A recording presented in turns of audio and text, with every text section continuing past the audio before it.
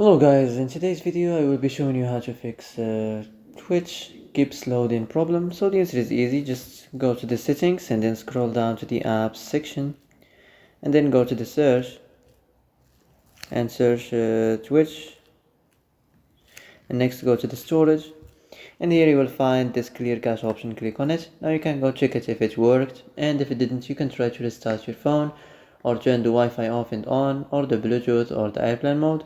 Also you can try to clear data, but be careful. If you clear data, all the Twitch data will be deleted. This includes all files, the settings, the accounts, the databases, etc. So be careful if you want to clear your data. Well, that's it for today's video. I hope this is the answer you've been looking for. If you like this video, don't forget to like and subscribe. And that's it. See you in the next video.